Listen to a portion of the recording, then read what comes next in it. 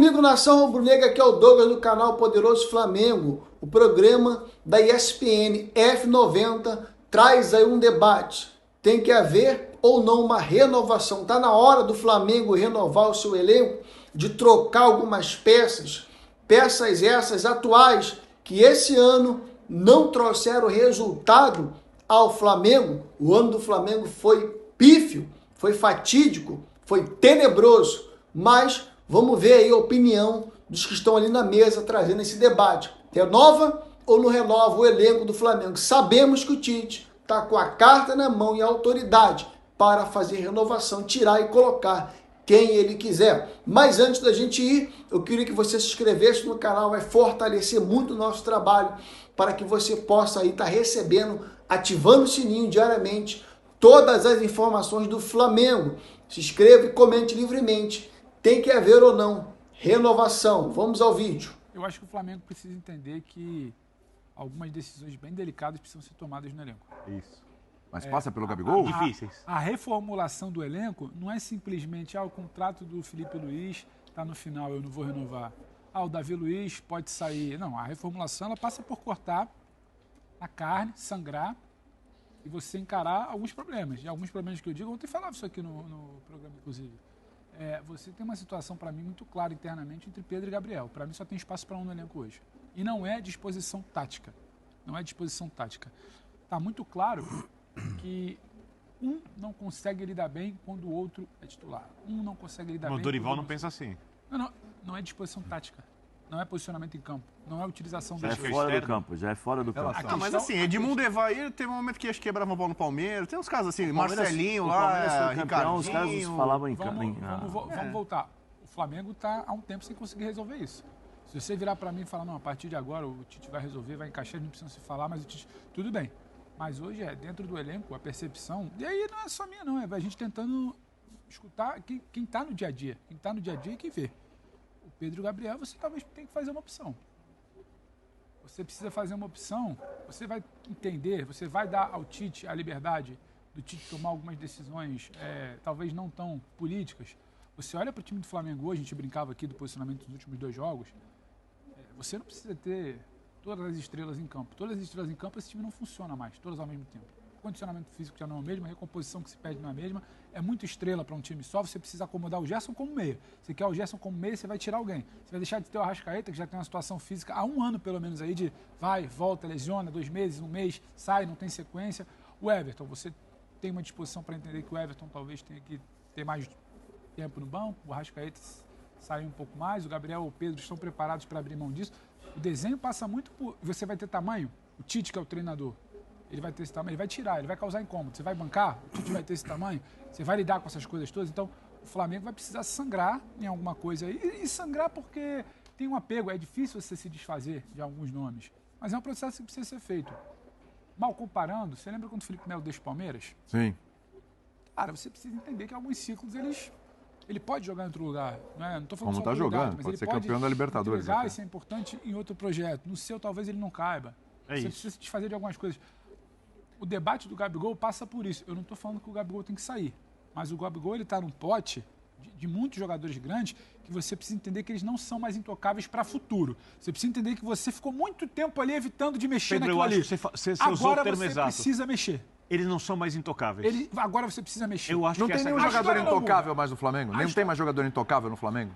Arrascaeta, por exemplo. Não pode ter jogador intocável. Pode. A gente debate muito a genialidade do Arrascaeta. Tá. A gente precisa debater em quantos momentos da temporada você vai ter essa genialidade. Nesse ano foi pouco. Não é que o Arrascaeta tem que ir embora. É que para ter o Arrascaeta você precisa pensar muito em ter um outro Arrascaeta no elenco, na contratação que você vai fazer. E talvez para isso você tenha que abrir mão de uma posição que você tem 2 jogadores ali que não estão batendo no ambiente, que é Pedro e Gabriel. É desenhar.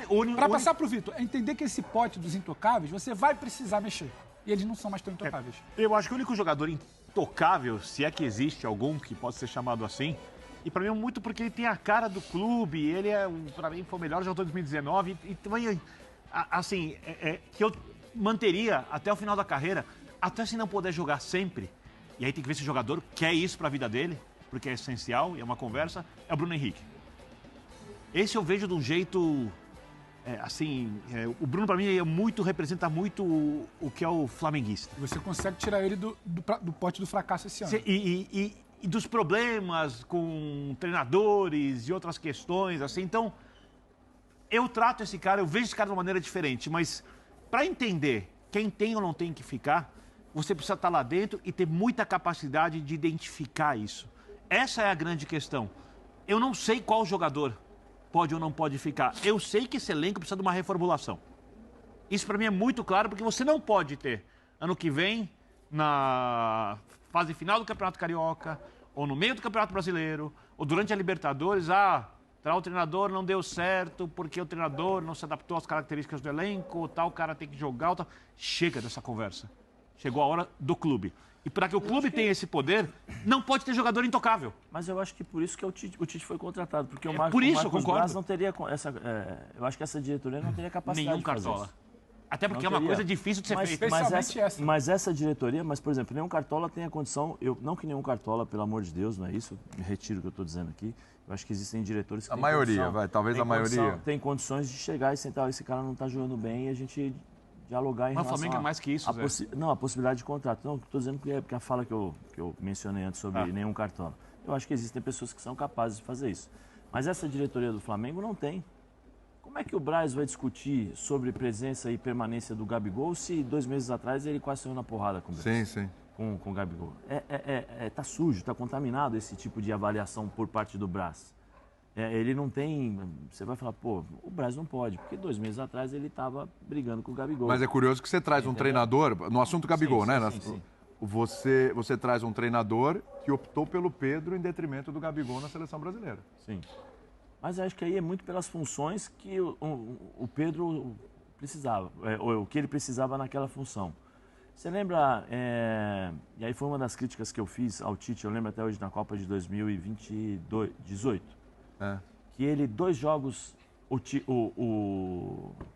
Jô arrebentando no Corinthians, 2017, Jô arrebentando no Corinthians como melhor jogador do campeonato. Melhor jogador do campeonato, referência. Você tinha todos os quesitos para você convocar o Jô.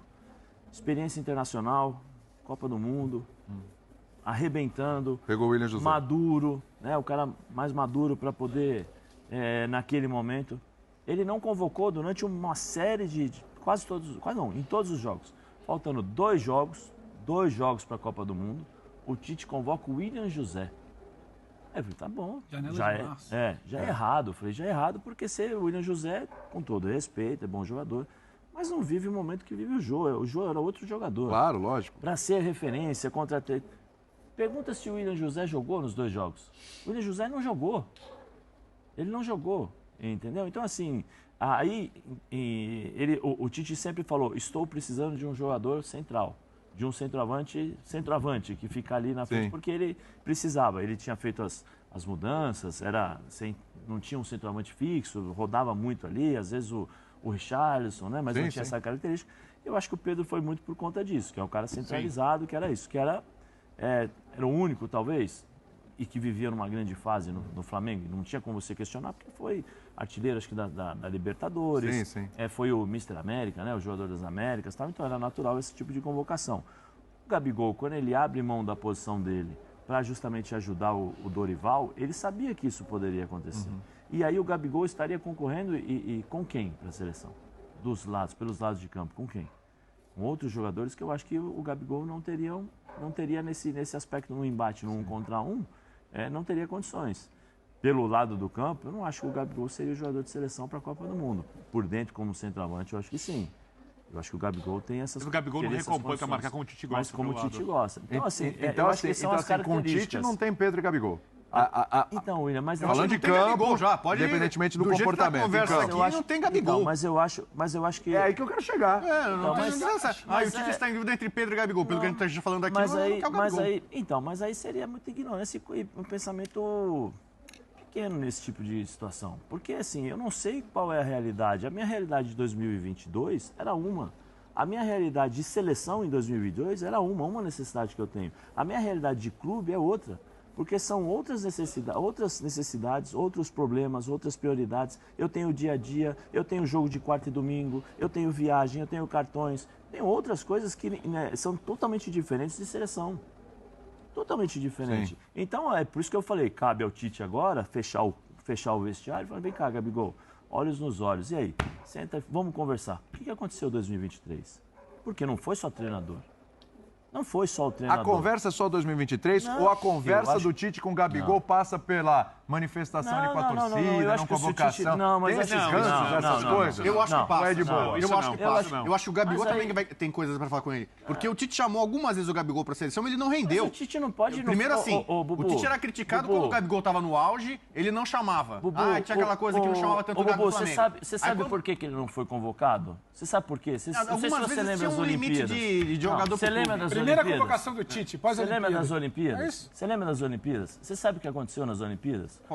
O Gabigol saiu do time titular e ficou de bico. Você sabe, uma série de problemas no vestiário. Só complementando, Zé, a primeira convocação do Tite... Seleção Olímpica, isso. Seleção Olímpica, nas Olimpíadas. Aí o Luan entra, muda o time, o Brasil ganha, é totalmente diferente. A primeira convocação do Tite, o Tite já tinha sido apresentado antes, ele não tem uma participação direta, mas ele está ali orbitando o ambiente da Seleção Olímpica. A primeira convocação do Tite, ela é para uma data FIFA, que são 2 jogos. A estreia dele no Equador, uma vitória, boa vitória, atuação espetacular do Gabriel Jesus, vindo da Olímpica também. E o segundo jogo, o Brasil e Colômbia em Manaus. Gol do Miranda de começo, depois... Nessa janela de data FIFA, o Gabigol foi convocado. E o grande debate daquela janela de data FIFA, início do trabalho do Tite, é Jesus ou Gabriel? O Jesus é escolhido titular do primeiro jogo. O comportamento do Gabriel, ao ser preterido, ao ir para o banco, internamente em vestiário, incomoda todo mundo, e principalmente o Tite e sua comissão. Gabriel não volta mais para a seleção. E tem essa fase que é o que eu falo. Mas ele não era convocado porque era do Flamengo. Não, ele era convocado pelo que ele fez na primeira convocação do Tite, que ele não aceitou a reserva para o Gabriel Jesus. Que entrou e resolveu a estreia do Tite. Entrou e resolveu aquele primeiro semestre do Tite. O que você está me dizendo que ele tem uma impressão de que o Gabigol, um jogador, deve ser um pouco mais difícil de lidar e o Flamengo tem vamos lá, não. E é claro que ele vai falar sobre isso com ele. Não, e só para construir, porque a história não acaba aí. O Gabriel volta. O Gabriel volta lá na frente. Você lembra? Passa, tem um hiato, o Gabriel fica longe da seleção, o Gabriel volta lá na frente. E lá na frente ele volta e ele perde espaço pelo campo, ele não rende em campo. E aí ele volta, o tempo passa, eles conversam, o Tite dá oportunidade, eles tentam se entender. O Gabriel, no início de 2022, não sei se vocês vão lembrar, ele volta o Gabriel abre mão de férias, porque ele é avisado que ele está nos planos, ele tenta treinar, ele chega, mas na seleção ele não rende. Então, são ciclos, as coisas vão passando, você acerta a pararesta e não a para. Dos caras que mais lamentou e dos caras que mais endossava, ou para não dizer, um dos grandes apoiadores na seleção, isso existe, do trabalho do Tite nos últimos tempos, era o Neymar. O Neymar era um grande defensor do Tite. O Neymar se tornou uma pessoa próxima do Tite. Há quem diga que o Tite deu privilégio, ou deu boa vida. Eu mesmo. Mas tudo bem. Você lembra qual era a relação do Tite com o Neymar lá atrás, Corinthians e Santos? Você lembra que o Tite já chegou a falar do Neymar? O Tite fez críticas fortíssimas, né? E por causa disso chegou lá, isso se é a bola, tá aqui o zero do vestiário. A seleção brasileira, o Neymar, maior craque dos últimos tempos do país. Mas você acha o Tite não teria governabilidade na seleção se fosse Neymar. Não. Agora é o seguinte. Mas eles se tornaram próximos. Então, não é que eles se atuavam, mas todos esses problemas, atritos, diferenças, arestas entre Tite e Gabigol, dentro e fora de campo nos últimos anos, pra mim, isso vai ter uma conversa. Precisa ter. Tá tudo Quando bem. eles chegarem... O que eu tô falando é que, o Gabigol chegou nesse ano em algum momento, acho que o Vitor Pereira ele falou assim, eu não quero mais jogar... Mas acho que essa conversa já existiu, senão o Gabigol não teria sido convocado. Você duvida que o Tite, quando convocou o Gabigol, falou assim, vem cá, sabe o que aconteceu lá, não gostei, não foi isso, não foi aquilo. E o Gabigol deve ter falado, beleza, tudo bem, vou tentar me esforçar a fazer diferente. Tanto é que em 2022 o Gabigol volta antes para poder voltar para a seleção. Então, eu acho que isso já foi. Agora, se você ficar remoendo, voltando, eu acho que assim, coisas que aconteceram em 2022, nós estamos para 2024. 2 anos já se passaram, quase 3, devido às convocações. Eu acho que isso aí é muito pouco para um treinador que... Quantos anos tem o Tite?